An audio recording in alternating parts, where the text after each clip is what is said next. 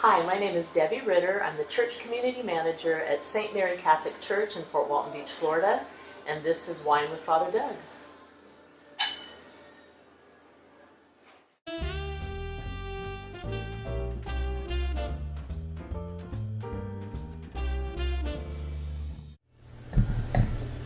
Hi, Father Doug. How are you? Debbie, I'm doing just great. How are you today? I'm doing very well, thank you.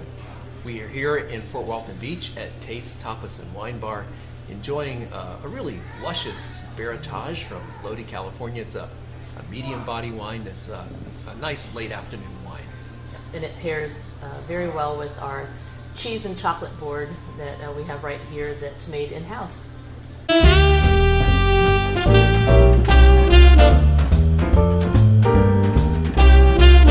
Great opportunity to sit with Father Doug. We've been planning this for quite some time, and so I'm really excited to finally have the opportunity to speak with you about just various things in our daily lives that make it difficult for us to maybe live our most authentic Catholic or Christian faith. Talk with you about social media, a little bit about what we're doing right here. Social media kind of gets a bad rap for a lot of good reasons. Especially with our young people today, being very distracted by their phones and the internet, and maybe not living so much in reality, in real relationships with people.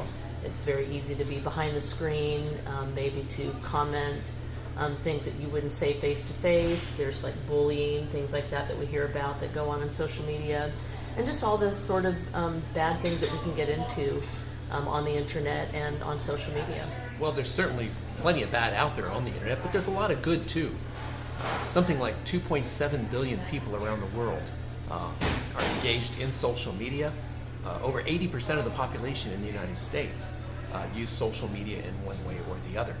So yeah, there's a lot of bad stuff out there, but it's a great opportunity to inject the good news into the bad news and really help to try to transform the culture, transform people's lives. Maybe there's somebody out there, for example, that's depressed or feeling sad, and a word that we share, a prayer that we share, some way across social media, whether it be a Twitter outlet or Facebook or something in a video that you make that someone may see. It's a great opportunity to touch their difficulty, that difficult time in their lives with a sense of caring. And you never know what kind of effect that simple act can have upon people. Maybe you think, well, there's a zillion videos out there and a million blogs, and mine's just going to get lost in that ocean of stuff. And that may be true, but even if, say, 25 people view your whatever you post or video, then maybe that's 25 people whose lives you touch and maybe change one or two just for that day. I know personally I enjoy social media a lot. It gives me an opportunity to stay in touch with family, to stay in touch with people I went to high school with, and also it's a great way to learn about other people and what their interests are. Sometimes I'm surprised to see what people share, and it helps me to understand them a little bit more, and maybe gives me a way to interact with them at a more personal level. If I pay close attention to the things that they're interested in and the things that they post and things that are important to them. Well, that's very true, and that's a way of immersing yourself right into the difficulty of someone's life.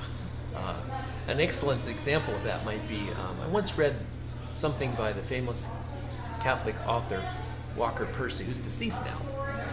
And the late Walker Percy once wrote something about, I think it was an article that I read, something about the cathedral in New Orleans, St. Louis Cathedral, being immersed right in there in Cathedral Square, in an area that some might consider the center of debauchery. You have Bourbon Street right there, and a lot of interesting stuff going on, some good and a lot of it not so good. A lot of drug interactions, overconsumption of alcohol, and things like that. But there's a lot of good stuff there too, like the music, the arts, and so forth. And right in the middle of all that, right in the middle of that culture, that sea of humanity, God is immersed. And there, God has the opportunity to transform and change people's lives. There, God waits through the power of the Holy Spirit with Jesus Christ present right there in their midst in the tabernacle at the altar. That's beautiful. And yeah, very interesting way to think of social media as that God is present everywhere in the midst of all our sin, in the midst of sadness and depression. I know oftentimes I will see posts on Facebook from friends from the past, maybe people I haven't seen for 30 years that might be having a difficult time, and I can offer my condolences or my prayers, or just a smile and to say hello. It is a great opportunity to do that.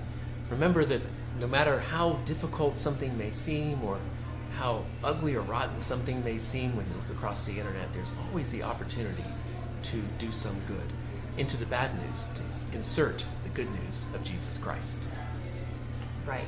So we will be working on doing that. We'll have some more episodes with some other guests talking about things that are close to their hearts, and maybe things that they find difficult in their daily lives, living their Christian faith and spreading the good news. Cheers. Cheers.